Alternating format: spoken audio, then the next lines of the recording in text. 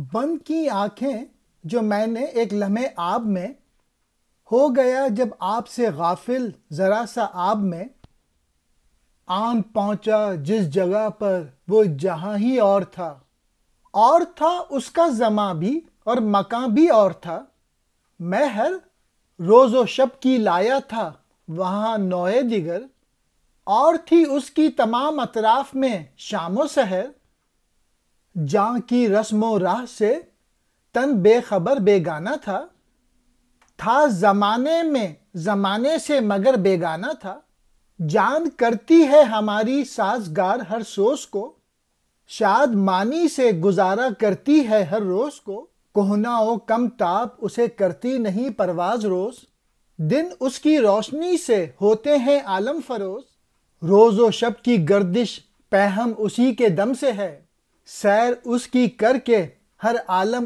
اسی کے دم سے ہے۔ اہل مریخ کے لوگ۔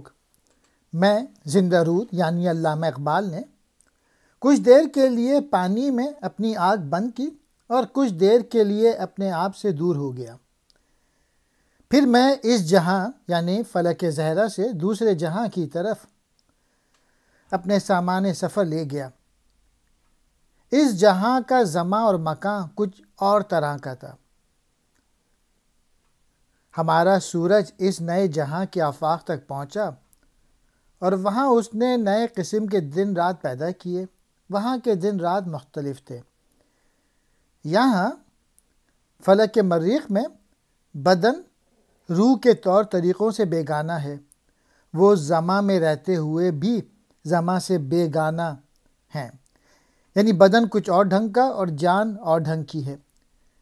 ہماری جان ہر طرح کے سوز سے موافقت اختیار کر لیتی ہے اور جو بھی دن آئے اس کا وقت خوشی میں گزر جاتا ہے۔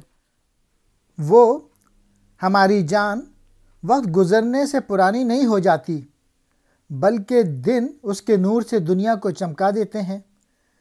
دن اور رات کی مسلسل گردش اسی طرح ہے، تو اس کی سیر کر کیونکہ ہر جہاں اسی سے ہے۔